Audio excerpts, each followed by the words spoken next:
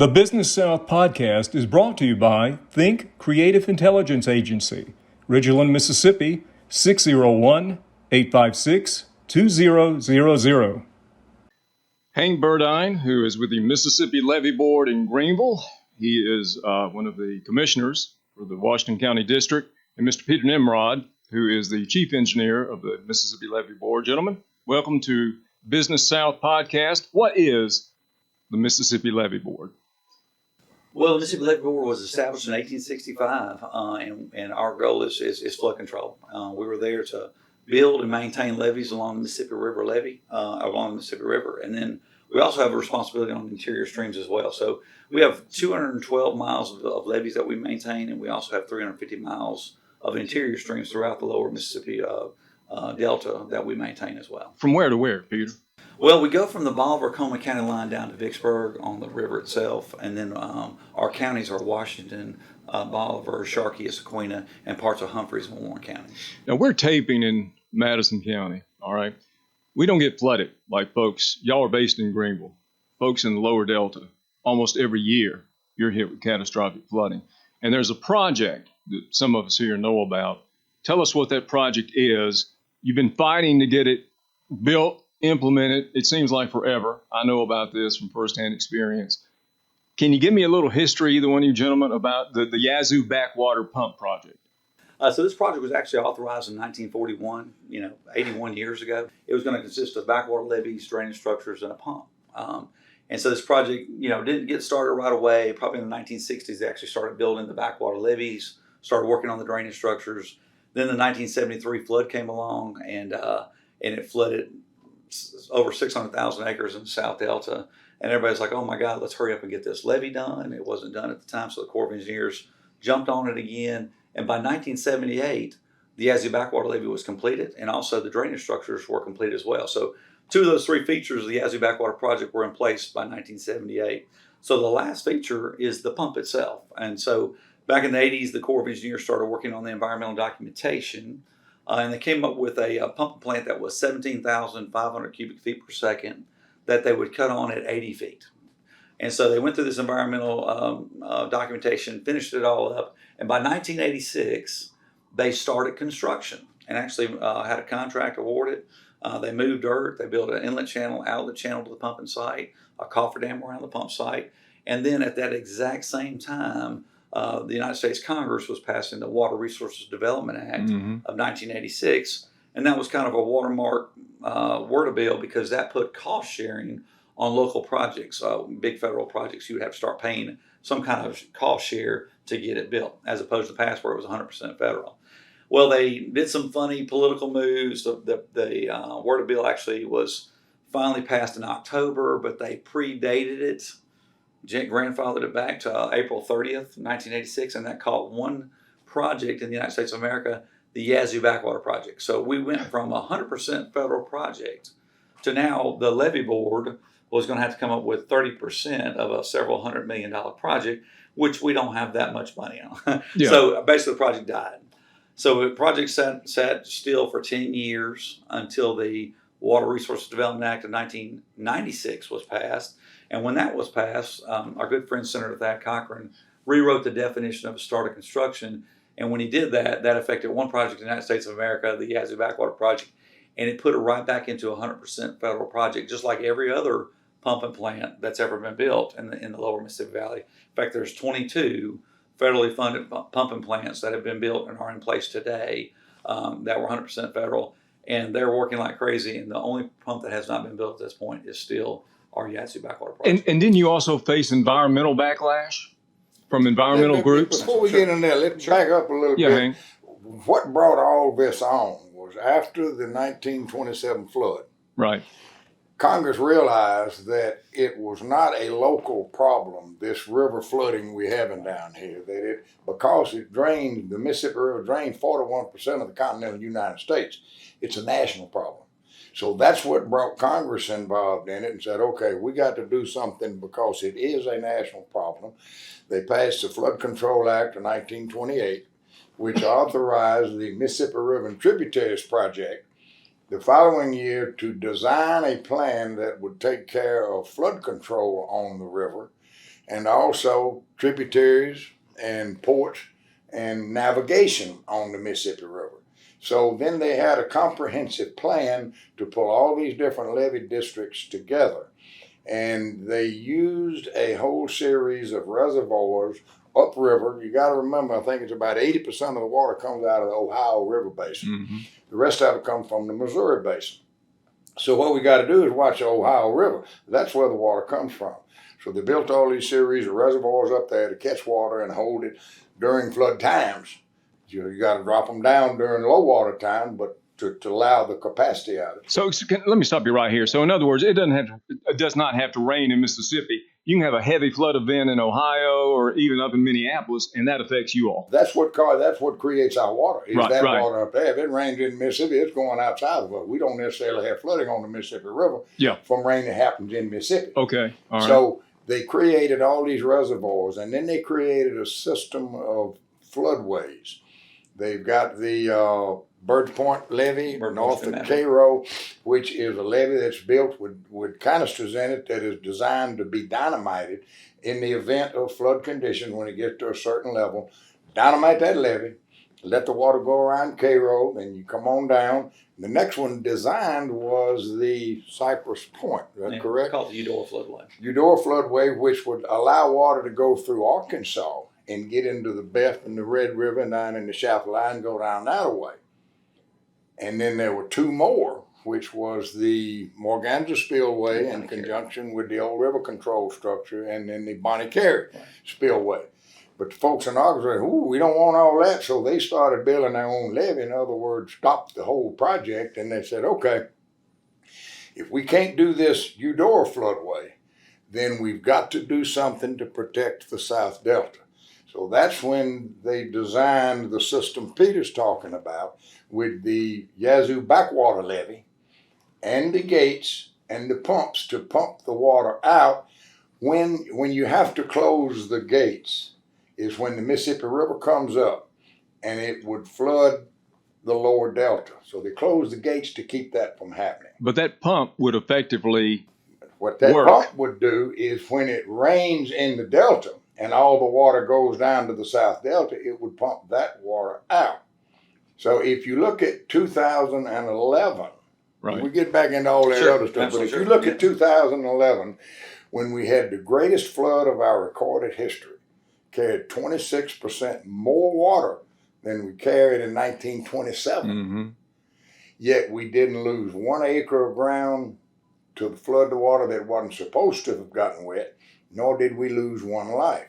But during that year, we came within 4 inches of overtopping the Yazoo Backwater levee, where the pumps were supposed to have been built. And if that had happened? It came within 4 inches of overtopping that levee. Yet there was no water in the delta because we hadn't had any rain in Mississippi. We were running center pivot irrigations and having the worst flood of our recorded history. You got lucky. On the other side of the levee. You got lucky. And that backwater levee held about 16.7 feet of water. Right. Where is the pump exactly? Well, originally the pump was going to be down at Steel Bayou.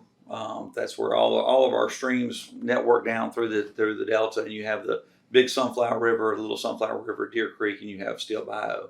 And in the 80s, when they were designing this project in the mid 80s, and they started construction in 1986, the plan was to bring all the water from the Little Sunflower, Deer Creek, and bring it all to Steel Bayou, where the pumping plant would be built at that location. And Steel Bayou is where? It is. It's kind of follows the west side of the delta, and it's, if you're talking about Highway 61 going up north from Vicksburg, it's just due west of Highway 61. All right.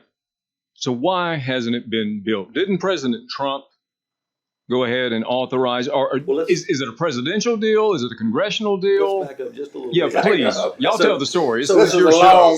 A long going thing. This is your show. So 1986 is when the Word of Bill stopped the project, because that was a political move at the high level, the federal level, to stop this project, put cost sharing on. So for 10 years we were dead. 1996 they took the cost sharing off.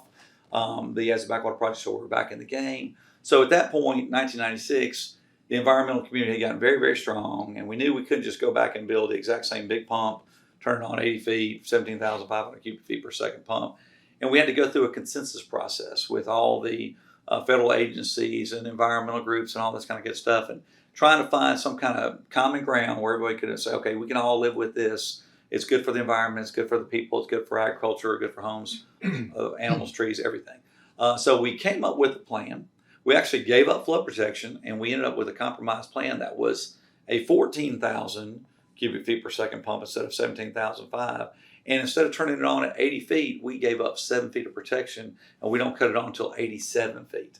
That's And a lot of acres of ground. over 200,000 acres are Good underwater Lord. in the South Delta before we'd ever cut the pump on. And they still think we're drying the place up, which is crazy.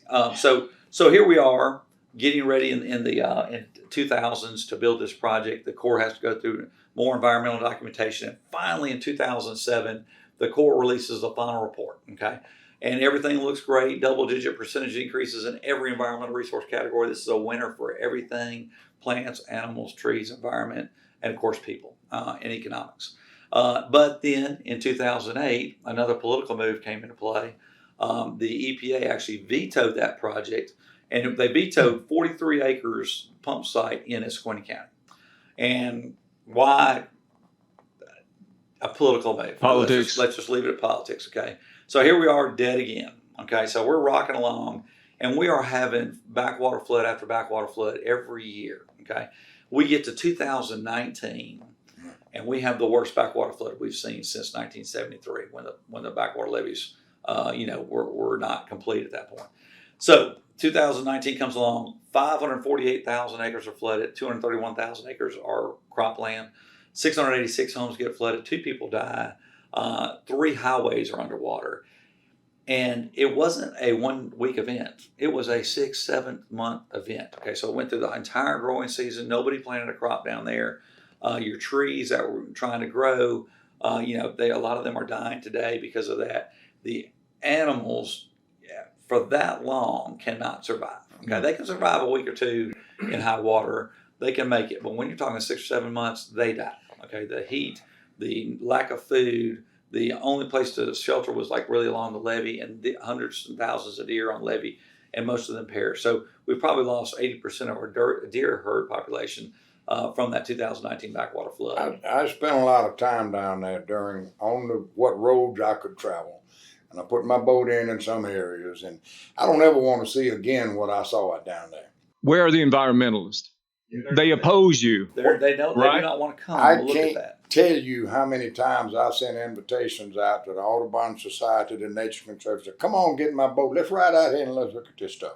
When you see dead bear laying up on the side of the road that have been run over because there's nowhere for them to be up instead of trees, you see hundreds of dead deer, baby little fawns floating around out there. I took a picture one time. My son and Peter coming in, and I had to get emotional. I'm sorry, because I don't like what I saw. No. And I came around one curve south of Myersville, and I saw what I call the tree of death. In the Delta, we don't see many turkey vultures. You just don't see them. There was a tree that had at least 300 turkey vultures in it, and they were sitting up there burping and rubbing their bellies because it was dead animals everywhere. Now, where is the environmental people here? And what is going on when they are the ones that are supposed to be protecting that kind of stuff? And no, we don't want it because it's an environmentally damaging project. How? Why do they say that? Well, it's a money raiser for them, basically. The big national environmental groups, how do you make money? Okay, you have 1 million people membership, right? Well, they're not going to just give you money. Well, hey, if you make up some stories and say, hey, there's a project down in Mississippi, it's going to cost $400 million, and it's going to destroy 10,000 acres of wetlands. Send us some money so we can fight this project, and everybody sends them $10, $100, and before you know it, you got millions of dollars, and they put it in their pockets. So 99% of it goes in the pockets, 1% goes towards the legal team to sue you over the project. But the other pumps are built. They're already there. You're telling me yours is the only one. Nobody's complaining about it. So why? I mean, why is the Delta being singled out? Is it because people don't think there's enough population? Most of the pumping plants were built before in the 80s before. I got you. Environmental community got strong after that, and they're looking for ways to raise money, in our sense. There was a time when, and we might be jumping up but let me go back to something we were talking about when I was Yeah. spending time down there in 2019. The Sunflower River system had been put on the American River's top 10 list of most endangered rivers in America. And it said the Sunflower River, in the event these pumps were built, would dry up. The pumps would dry the Sunflower River up, and it was put on the top 10 list. So I said, okay, wait a minute. At 87, elevation of 87 was where the pumps were to kick on Right. to try to maintain that elevation. You'd still have 400-something thousand acres underwater. 200,000 underwater at that elevation. So I put my boat in the water, in the diversion channel, in the South Delta, on the day that that elevation reached 87. I went as far up Steel Bow. I went 8, 10, 12 miles up Steel Bow. I went as far as I could go up Deer Creek, as far as I could go up Little Sunflower, the Big Sunflower. Everything was still in flood stage. Water was still out of the bank. So how is a pump that doesn't cut on until 87 going to drain the Sunflower River when at 87 it's still in flood stage? It doesn't make sense. So your environmental groups are coming up with all these cockamamie ideas that saying this is going to happen, and they send out a million email blurb. Oh, we finna lose this river down here in the South Delta. All the little old birds and the pink belly warblers are not going to have a well, they up in the trees anyway. Well, and so they send in the $5, and then here you go. Well, but the irony is you'd probably end up protecting the environment Absolutely. a lot more. No questions asked. No question. When you look at the flooding, the damage is caused by flooding to not only the people and the farmland and the homes, but and the infrastructure with the roads underwater. But look at the environment and the wildlife and the trees. And all of a sudden you realize quickly that they need the pumps more than the people need the pumps. The wildlife have to have a place to stay. The only way to make that happen is by having pumps. One thing the 2019 backwater flood did is it woke a lot of people up. The Nature Conservancy got on board with favoring the pumps because they saw the damage to the environment. Really? We need to protect the environment, so we need the pumps. The Mississippi Wildlife Federation used to be always against the pumps for some particular political reason, and now they've turned to 180. They completely support the pumps now. You've got the Mississippi Department of Wildlife, Fisheries, and Parks. Never said either way, but they counted dead deer every single day, and they said, "Oh my God, we get it. We need the pumps for the wildlife." Yeah. And the Mississippi Forestry Commission said, never really said anything about it, but now they see the devastation of the trees because of long-term flooding, and they say, we need the pumps for the trees. So no matter what you're interested in, you need that pump to protect that whether it's animals or people or trees or the environment. Prior to the 2008 veto, the forestry or whoever went out there and they found about 180 to 190 colonies of an endangered species called the pondberry, which is a little pondberry bush. It grows in wetlands. And they documented species. 180, 190 different colonies. 195 sites, GPS locations, of everything. And they documented it, and they took pictures and hit the GPS and everything. After the 2019 backwater flood went down, they couldn't find but 90 colonies. They lost 65. It was like 68 colonies they could find. They couldn't find the others. They couldn't find the rest of them. They were gone. Now, wait a minute. Here is the Environmental Protection Agency that is supposed to be protecting these endangered species of plants, yet because they vetoed the pump project, they just lost 68% of the colonies they had living and thriving. Needs the pumps. The pondberry plant, an endangered plant, needs the pumps Needs because to pump more it's a than wetland plant. It's not an ocean-going plant, so it can survive with its feet wet, but it can't survive with 10 feet of water over the top of it. When I've got a little old piece of farm, I've got 3 or 4 pretty good wetlands on that farm, and I know what it means for the spring rains to come, bring the water up, and then for it slowly to evaporate out, the birds, the frogs, the different things that come in there and go around in that. If those wetlands of mine go under 6 to 8 feet of water for 4 months out of the year, I don't have a wetland anymore. It's just everything is dead underneath it. There's no ground cover. There's nothing like that. It's dead. Hank Burdine, Peter Nimrod with the Mississippi Levee Board. All right, let me go back to this question, though. Does Congress ultimately control this? The president? Didn't the Trump administration kind of make some favorable rulings or tilt in your way? Let's move to 2000. After the 2019 disaster, backwater flood, everybody realized we need the pumps. Yeah. Okay? And the Trump administration's EPA and the Corps of Engineers worked together, and they said, what can we do to build this project? Because we see it. We understand you need it. We get it now. Bring the flyover in.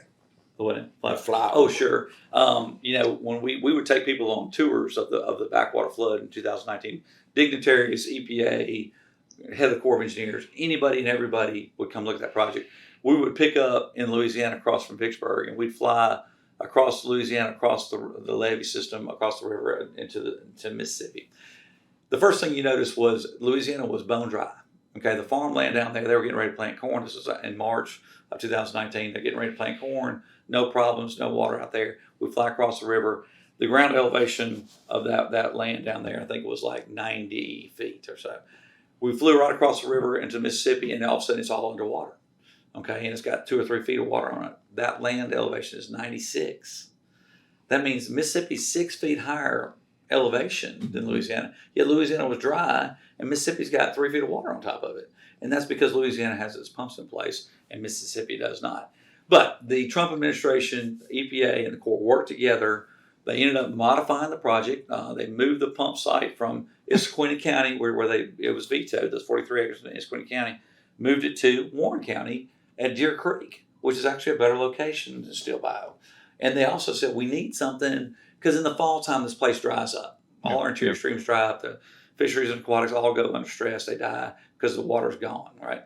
That's when the rivers do dry up. Right. And so the Corps and the EPA worked together, and they came up with well fields in the north part of the Delta along the Mississippi River levee that would cut on in the fall time to put water in our interior streams so that the aquatics, the environment, the fisheries could all survive all year long. So it's like a year-round project. And it's like, bingo, that's awesome. Now that's real mitigation, because when you're mitigating for fisheries and aquatics, that does it, not growing trees down a low-lying farmland, right? So anyway, it's a great project, great modifications to it. We're ready to move forward. The Corps did. They completed the environmental documentation. They signed the record of decision. We're ready to roll. And then all of a sudden, President Biden is elected, and he gets his new EPA in order, and they're looking at things. They stopped everything that was going on to look at everything because they didn't trust anything the Trump administration was doing. And so one of these was the Yazoo Backwater project. And one thing you'll notice about the Biden administration, they talk about environmental justice. They're really about environmental justice. Michael Regan, the EPA administrator for Biden now, is all about environmental justice. Environmental justice is, let's make sure we take care of our minority population and our impoverished populations. And the Yazoo Backwater project is exactly an environmental justice project. It's an environmental injustice that the pumps aren't in place. So you put the pumps in place, and 71% of the population down the backwater area is a minority, and then over 30% of them live below the poverty line. So it's exactly what Biden administration wants. And they lose everything every time there's Every time they lose everything, flood. they've got nothing. Okay, and it's just Keeps the devastating. houses out of water, keeps the highways out of water. Can't get insurance, I would assume. Right. If the pumps were put in place, these people could still drive their house wouldn't get flooded. In fact, almost every home in the South Delta with the pumps in place would get removed from the 100-year floodplain.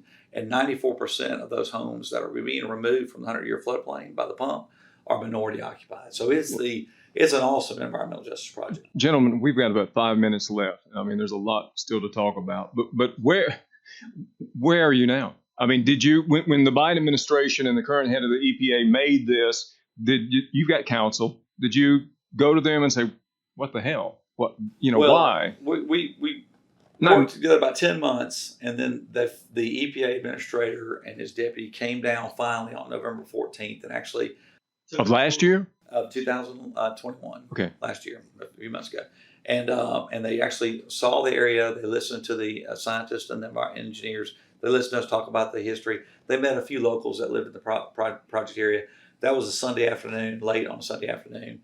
And then 3 days later, they wrote the letter that killed the project off again. So no questions asked. They came and just checked the box. They came, but they had already written the letter that they're going to re-veto the project. And then, Jack, the crazy part about this was in 2008, the EPA vetoed 43 acres in Issaquah County. So here we are now in Warren County, and they said wasn't just 43 acres that this letter said. It wasn't just 43 acres they vetoed. They vetoed 926,000 acres in a 6-county area you can't build a pump in. And that is just totally arbitrary and capricious on their part to even say that. Look, y'all been beating this drum for a long time. I even helped you in another lifetime 21 years ago. Don't you get worn out, first of all? And second, is the pump ever going to be built? Ever in our lifetimes? I'll answer that. You did get frustrated, but we'll never give up. We never give up. We know there's a light around the tunnel. We know there's these political moves have happened and they've tripped us up again and again. But I promise you, one day we're going to get these pumps, and it's going to happen because eventually people are going to wake up and realize, stop listening to the misinformation train that's out there, and let's look at what's really the factors that are happening. But what can the people do? It sounds like it's all bureaucracy. It's all down to You don't bureaucratic. want to say it's a political football, but it looks But like it is. And also it's going to keep businesses out of the area. It's going to keep residents. They don't want to go to a floodplain where they get just bombed every year. Not just businesses in the area. I mean, look at the petrochemical businesses, the diesel, the gas that goes down into these farm areas, your tires, your chemicals, everything that goes on in that South Delta. And that's big time stuff down there. But now let's look at the trees too. Come on, we got to think about the trees. Yeah. And the wildlife. What are they trying to protect by not allowing these pumps? Right. That's what I don't know. Basically, all this flood is going to kill off the trees, kill off the wildlife, and it's just going to be a barren ground down there. Is what's going to end up happening if this continues forever and we don't fix the problem. Can people listening or watching the Business South podcast right now, can they do anything? At this point, just talk to your congressman, talk to your senators, tell them we need to fix this. Y'all need to fix this. Well, Cindy Hyde-Smith's on board. Absolutely. Roger Wicker. Absolutely. Right. And Congress could override this. They could override EPA. Could. They can do it. And that's what's going to need to happen. Our Congress is going to have to step up. If EPA is just going to be rogue from now on and not listen to the facts and just do stupid things, then it's time to just bypass these guys and just tell the Corps of Engineers, Congress got to tell them build these pumps and forget this EPA. And we live in a day and age where all we hear is science, support the science. But it seems like it's only support the science if it's what we agree on. That's right. Am I Science right? completely is behind the Yazoo Backwater project. There's no question. It's objective. That the science It ain't proves, political. it proves that you Excuse need me. these pumps for every generation. You need it. Congress authorized these pumps, Right. authorized the whole system. So it needs to be built. Right. And at some point in time, it will be built, hopefully, because I've seen too much devastation done. I don't want to see it anymore. Hank, you're a writer also. Before we leave, on a little lighter note, you've written a book. You write for Delta Magazine, Delta Business Journal, and I know a lot of people enjoy that. How can people find your writings? Just go to You got your own Delta website, don't you, Magazine, Hank? Dust in the Road, Recollections of a Delta Ball. But folks say, well, have you written about this backwater flood? No, I hadn't written about this backwater flood because my tears stained my paper too much. I don't want to, yeah, I write about it, but it's not a fun thing to write about. Well, Jack, one day there will be a book written about the Yazoo Backwater Project and talk about all the political moves and all the things about it because it's very interesting. But nobody wants to read a book that never has a happy ending. Let's wait till we get those pumps in place and we'll get that book written, and it'll be an awesome book. Well, and Peter, you're a Greenville native. You've been fighting this fight a long time, and you and your wife has a restaurant in Greenville, Sherman's. Yeah, Sherman's of South Main. Yeah.